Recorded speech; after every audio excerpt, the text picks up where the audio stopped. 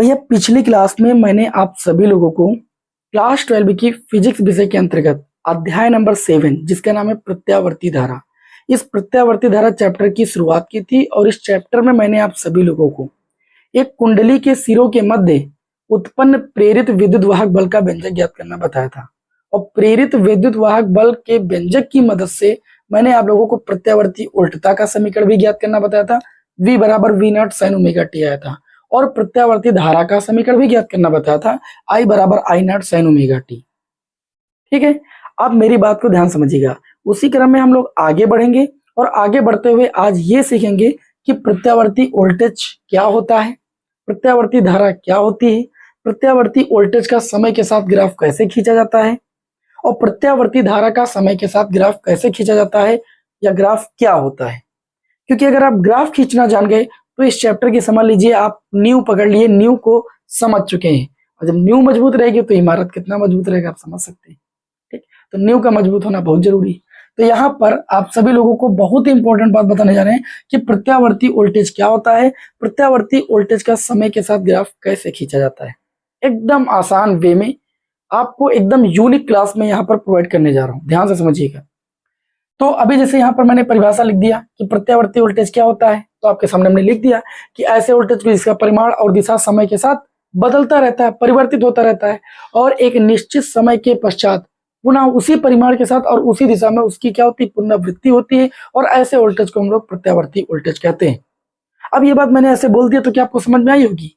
आपने सोचा होगा इसे तो भाई रट्टा मारना पड़ेगा, लेकिन ये परिभाषा भी जब लिखी गई होगी तो किसी चीज को देख करके ही लिखी गई होगी, और वो चीज थी प्रत्यावर्ती वोल्टेज का समय के साथ ग्राफ। उसी ग्राफ को देखते हुए प्रत्यावर्ती वोल्टेज की परिभाषा यहाँ पर लिखी गई। तो चलिए हम लोग ग्राफ को समझ लेते हैं। ठीक है, तो यहाँ पर ग्राफ को खींचने के लिए जैसे मैंने लिखा किसी क्षण टी पर प्रत्यावर्ती वोल्टेज का समीकरण V बराबर V naught sine omega T होता है। इसको कल आपने देखा भी था कैसे ज्ञात किया गया।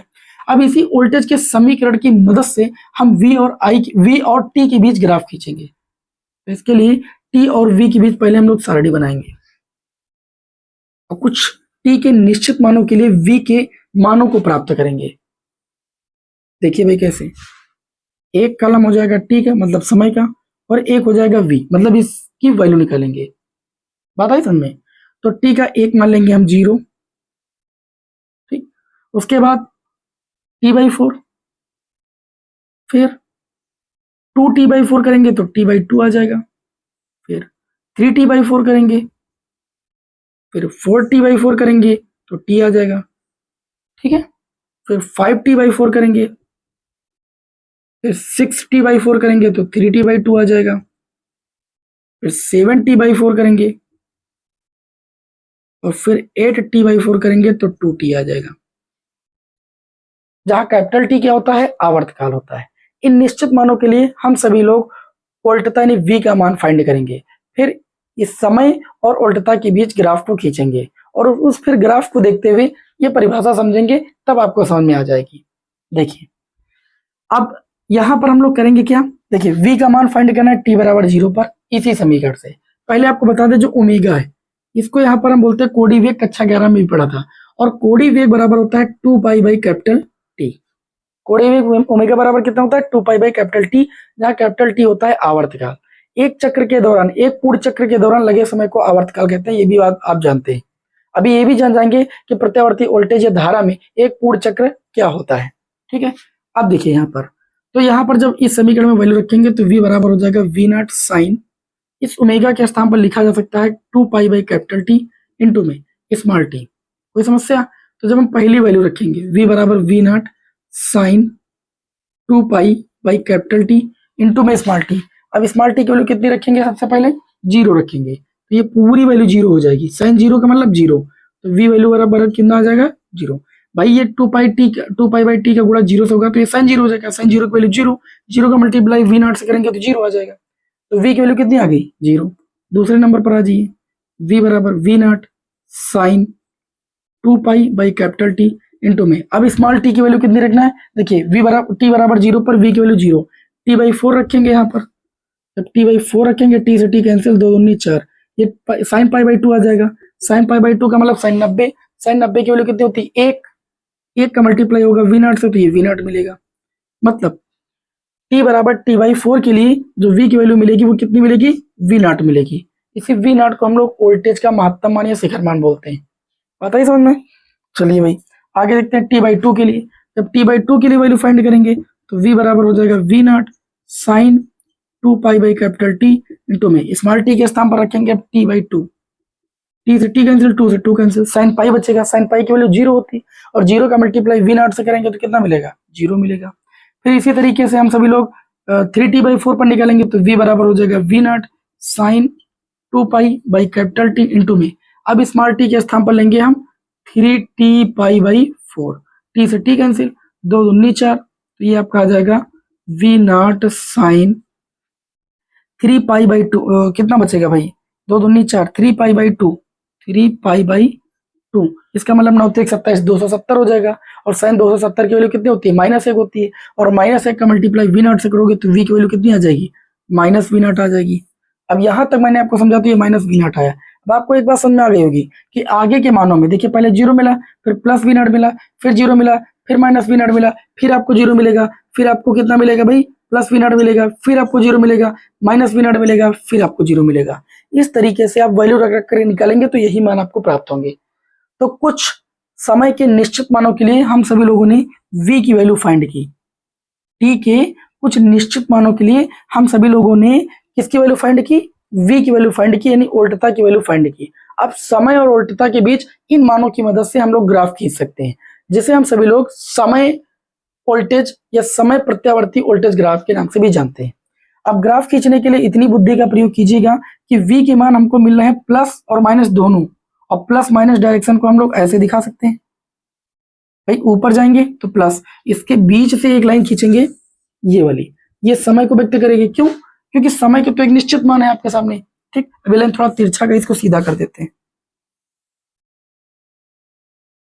ठीक, समय के मान तो आपको पता है, पहले 0 लेना है आपको, फिर आपको t/4 लेना है आपको, फिर आपको t/2 लेना है, फिर आपको 3t/4 लेना है, फिर आपको t लेना है, फिर आपको 5t/4 लेना है, फिर आपको 3t/2 लेना है, फिर आपको 7t/4 लेना है, फिर आपको 2t लेना है। ये मान तो आप यहाँ पर t अक्ष, इस अक्ष पर प्रदर्शित कर सकते हैं, लेकिन जो उल्टता वोल्टेज के मान प्राप्त हो रहे हैं इन मानों पर, वो धनात्मक और ऋणात्मक दोनों मिल रहे हैं। धनात्मक होगा तो ऊपर रखेंगे, ऋणात्मक होगा तो नीचे रखेंगे, तो इसको ऋणात्मक बना देंगे, इसको धनात्मक बना देंगे, ये v के मान हो जाएंगे। और ये जो आपका हो जाएगा ये आपका एक अक्ष, ये समय, आप समय को प्रदर्शित कर रहा है। अब चलिए ग्राफ खींच लेते हैं। ग्राफ खींचना बहुत आसान, देखिए कैसे। t बराबर 0 पर v बराबर 0, ये पॉइंट रखा मैंने। t बराबर t/4 पर, t/4 पर आपको v नॉट मिल रहा है, v नॉट मतलब पॉजिटिव, इसके सीध में यहाँ पर एक पॉइंट रख दीजिए। t/2 पर 0 मिल रहा है, मतलब इसी पर मिलेगा आपको।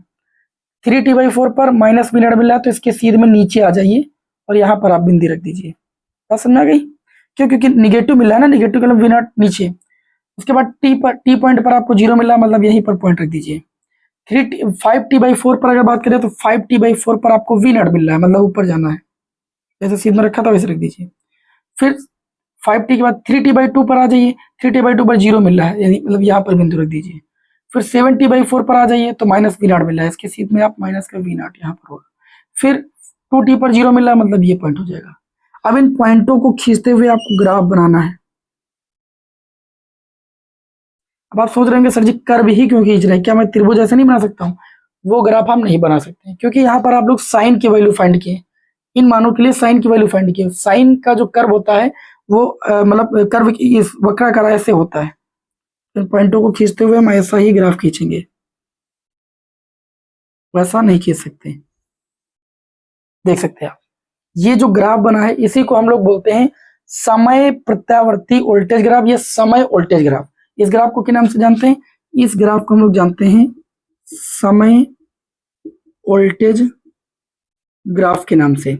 इस ग्राफ में कुछ प्रमुख बातें समझ लीजिए।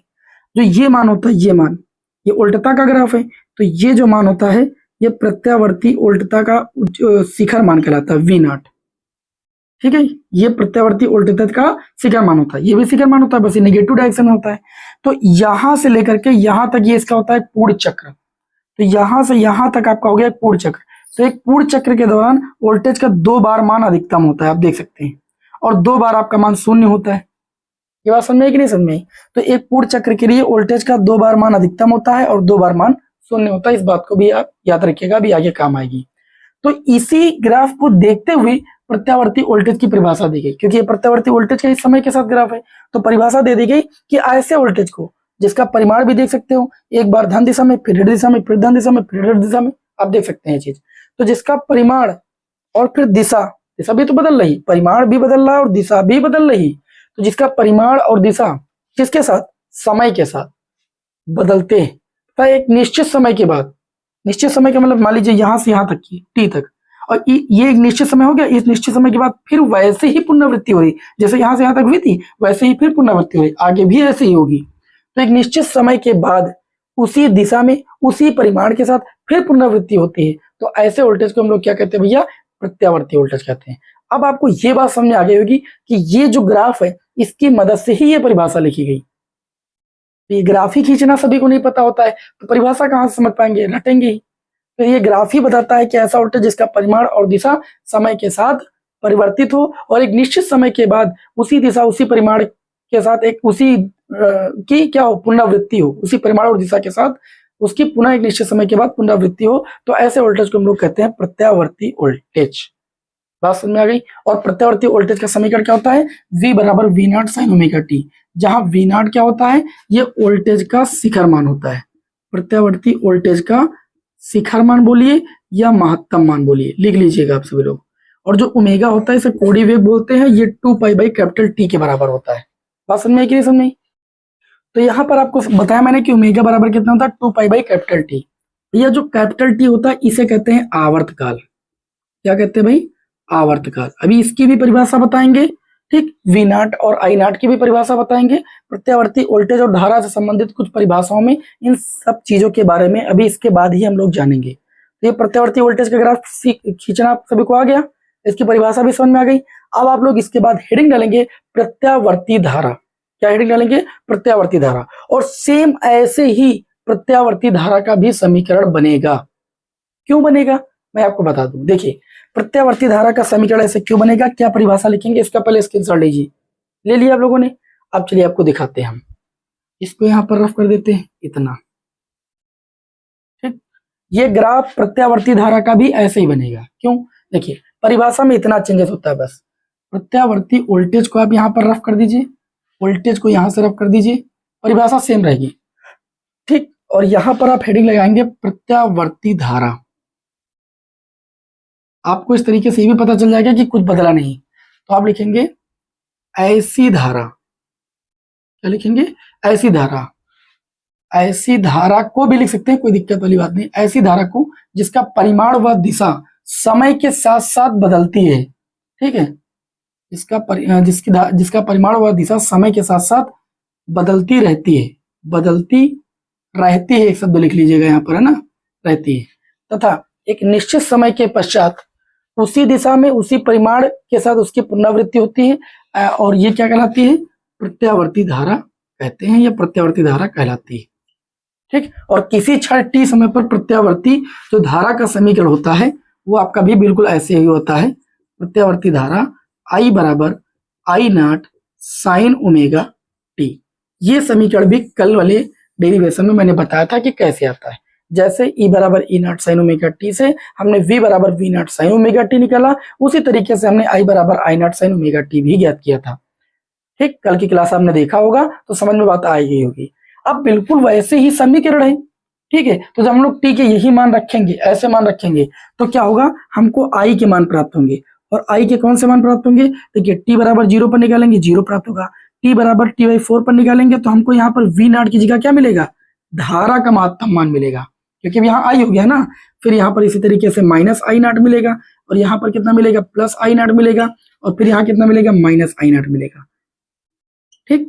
और फिर हम सभी लोग प्रत्यावर्ती धारा और समय के बीच ग्राफ खींचेंगे। तो जहां उल्टता थी वहां पर हम सभी लोग धारा को दिखा देंगे, और जहां पर वी नॉट था यहाँ पर आई नॉट को दिखा देंगे।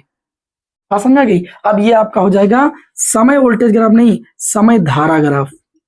कौन सा ग्राफ कराएगा, समय धारा ग्राफ, या प्रत्यावर्ती धारा समय ग्राफ भी आप इसे बोल सकते हैं। आप वैल्यू रख के देख लीजिए, मैं एक वैल्यू रख के दिखा देता हूँ। देखिए I बराबर आई नॉट साइन। ओमेगा के स्थान पर आप लिख सकते हैं 2 पाई बाई कैपिटल टी, और फिर काम तो वही करेंगे ना, टी की वैल्यू फिर वही 0 रखेंगे तो साइन 0 हो जाएगा, तो आई की वैल्यू 0 आ जाएगी, वही तो कैलकुलेशन करना पड़ेगा। तो ये इस तरीके से आपको वैल्यू प्राप्त हो जाएंगी, और इन दोनों मानों की जब ग्राफ खींचेंगे तो बिल्कुल ऐसा ही ग्राफ आपको देखने को मिलेगा। इसीलिए प्रत्यावर्ती धारा की परिभाषा को भी ऐसे ही बोला गया कि ऐसी धारा जिसका परिमाण व दिशा समय के साथ साथ बदलता रहता है, और एक निश्चित समय के पश्चात, निश्चित समय मान लीजिए ये देखिए टी, इस समय के बाद यहां तक आने के बाद फिर इसकी इसी परिमाण और दिशा में, इसी परिमाण और दिशा के साथ इसकी पुनरावृत्ति फिर होती है, फिर टी के बाद 2t के बाद फिर भी ऐसे ही ग्राफ बनेगा, इसी परिमाण और दिशा के साथ इसकी पुनरावृत्ति होगी। इसीलिए इस धारा को हम सभी लोग क्या कहते हैं, प्रत्यावर्ती धारा कहते हैं। बताइए इतनी बात समझ में कि नहीं। तो आज की क्लास में मैंने आप सभी लोगों को प्रत्यावर्ती धारा और वोल्टेज के बीच ग्राफ खींचना बताया कि कैसे खींचा जाता है। चलिए आप लोगों को इसी क्लास में प्रत्यावर्ती धारा से संबंधित या प्रत्यावर्ती वोल्टेज से संबंधित कुछ जो महत्वपूर्ण परिभाषाएं हैं उनको भी बता देते हैं। ठीक, समझ लीजिएगा। अब यहाँ पर आपको हम समझाएंगे, लिखाएंगे नहीं, ठीक है। परिभाषाएं आप लोग लिख सकते हैं, कोई दिक्कत नहीं, किताब में आपको कॉपी में सर जी लोगों ने लिखाया भी होगा। परिभाषाओं को याद करने का तरीका आपको बताते हैं। प्रत्यावर्ती धारा से संबंधित कुछ 4 या 5 परिभाषाएं हैं, और उन पांचों परिभाषाओं को याद करा देते हैं एक ही बात में, ठीक है।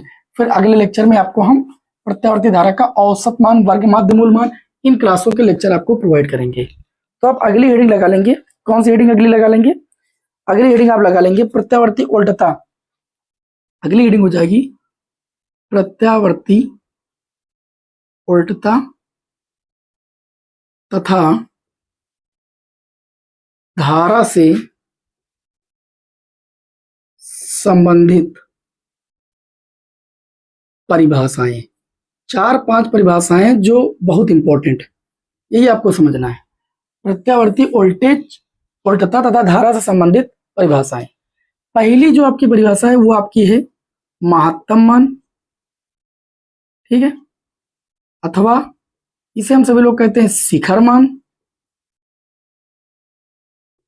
अथवा इसे हम सभी लोग कहते हैं आयाम। तो आप सभी लोगों ने देखा कि प्रत्यावर्ती वोल्टेज या प्रत्यावर्ती धारा का जो अधिकतम मान होता है, जो कि यहां पर आपको प्राप्त होता है, तो आप यहां पर परिभाषा में लिखेंगे कि प्रत्यावर्ती वोल्टेज अथवा प्रत्यावर्ती धारा के अधिकतम मान को हम सभी लोग महत्तम मान या प्रत्यावर्ती धारा का शिखर मान या प्रत्यावर्ती धारा का आयाम कहते हैं। और प्रत्यावर्ती धारा के महत्तम मान को आई नॉट से तथा प्रत्यावर्ती उल्टता के मान को, महत्तम मान को वी नॉट से व्यक्त करते हैं। समझ गए। प्रत्यावर्ती उल्टता और प्रत्यावर्ती धारा के महत्तम मान को हम लोग देखिए उल्टता के महत्तम मान को वी नॉट से और धारा के महत्तम मान को आई नॉट से व्यक्त करते हैं। बात समझ गई। आप बोलेंगे प्रत्यावर्ती वोल्टेज के अधिकतम मान को हम प्रत्यावर्ती धारा का अधिकतम, प्रत्यावर्ती वोल्टेज का अधिकतम मान कहते हैं। जब प्रत्यावर्ती धारा बोलेंगे तो आप बोलेंगे प्रत्यावर्ती धारा के अधिकतम मान को हम सभी लोग क्या कहते हैं, प्रत्यावर्ती धारा का महत्तम मान या शिखर मान कहते हैं, जिसे आई नॉट से व्यक्त करते हैं। क्लियर हो गए दोनों बातें। अच्छा, इसके बाद आपकी अगली हेडिंग आ जाएगी, अगली हेडिंग हो जाएगी आवर्तकाल। क्या हो जाएगी भाई, आवर्तकाल। आवर्तकाल को हम सभी लोग कैपिटल टी से लिखते हैं। जब इस ग्राफ को भी हमने इसीलिए निरूपित किया, देखिए यहां से लेकर के यहां तक, यहां से लेकर के यहां तक अगर आप देखेंगे तो ये एक पूर्ण साइकिल हुई, यानी एक पूर्ण चक्र हुआ। प्रत्यावर्ती धारा या वोल्टेज का एक पूर्ण चक्र हुआ। तो प्रत्यावर्ती वोल्टेज या धारा के एक पूर्ण चक्र के दौरान जो समय लगा वो क्या लगा, कैपिटल टी लगा। इसी कैपिटल टी को आवर्तकाल कहते हैं। तो प्रत्यावर्ती धारा के एक पूर्ण चक्र के दौरान लगे समय को हम सभी लोग आवर्तकाल कहते हैं। और आवर्तकाल बराबर होता है 2π/ω। क्या होता है, आवर्तकाल का सूत्र होता है 2π/ω। इसके बाद तीसरी परिभाषा आपकी आ जाएगी आवृत्ति। प्रत्यावर्ती धारा की आवृत्ति। आवृत्ति को हम सभी लोग व्यक्त करते हैं एफ से, ठीक है। आवृत्ति क्या होती है, 1 सेकंड में जितने भी प्रत्यावर्ती धारा अपने चक्र पूर्ण कर लेती है 1 सेकंड के दौरान, वह उसकी आवृत्ति कहलाती है। और आवृत्ति को लिखते हैं एफ से, क्योंकि इसको इंग्लिश में फ्रीक्वेंसी बोलते हैं। फ्रीक्वेंसी बराबर होता है 1/, आवर्तकाल। आवर्तकाल की वैल्यू रखेंगे अगर 2π/ω, तो ओमेगा ऊपर चला जाएगा, एफ बराबर आ जाएगा ω/2π।